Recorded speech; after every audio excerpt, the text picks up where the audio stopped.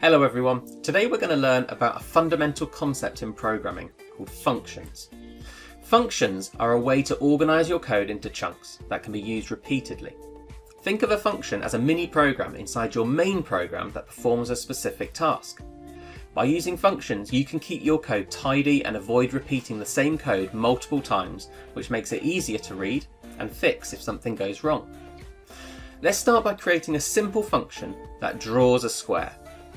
Now, to create a function in Python, you use the def keyword, followed by the name of the function, and then a pair of brackets.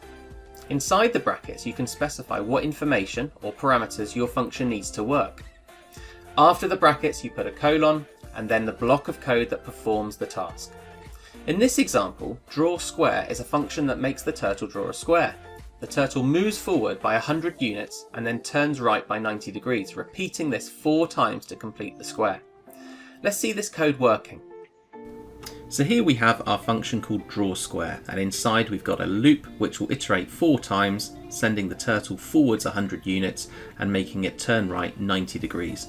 That happening 4 times will create the square. What's important to recognise is that functions are actually ignored by the program when they're first run. So this program, when it's run, will import the turtle library. It will then set the turtle speed to 3, and only then will it call this function. So the main program will pause at this point, the function code will run, and then we'll return back to the main program to finish off. And the result is this. To make our functions more versatile, we can add parameters. Parameters allow us to pass values into the function, making it more flexible. This modified drawSquare function now accepts a size parameter. And now when we call drawSquare, we can specify the size of the square by passing a number into the brackets. Let's demonstrate this. So this code here is very similar to what we saw before, but the difference is that instead of hard coding the turtle to move forward 100 units, therefore producing a square of 100 units by 100 units, we are using a variable so that we can use this one function to draw squares of different sizes.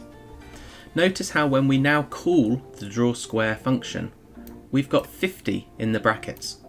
50 is an argument that we're going to pass in to the function, and it's going to be picked up here, received here in this parameter called size, so that when the function is run, a square is drawn of 50 units in length. And you can see that like so. If I was to change 50 to 150, you'll see that the square is drawn with longer lengths. And of course, I could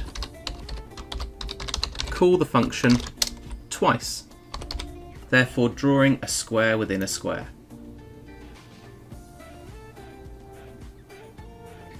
Now that we know how to create a function with parameters, let's make another function to draw a triangle. And then we will see how to combine them to create more complex drawings, such as a simple outline of a house. So here we have a function that's going to draw a triangle. We call the drawTriangle function, we pass 50 into it, and the triangle is drawn with lengths 50 units. Now, if I wanted to turn that into, let's say, the outline of a house, I'd also need a function for a square, because a house outline would have a triangle for the roof and a square for the main part of the building. Now I've got my drawTriangle function, I've got my drawSquare function, but what I'd need is to be able to call both of those with appropriate lengths. Here I've got a third function called drawHouse. It's going to draw the square, passing in 100 for the base of the house, and drawTriangle with again 100 for the roof of the house. And then I've called that first function, which will then call the other two. Let's see this in action.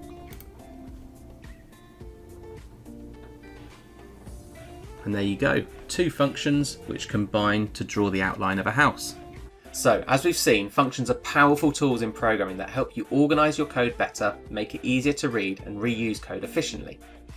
By learning how to use functions, you're learning how to think like a programmer, breaking down problems into smaller manageable parts that you can solve one step at a time. This is called decomposition. Thanks for joining me today. Keep experimenting with your functions, and soon you'll be creating complex and beautiful drawings with ease. See you in the next lesson.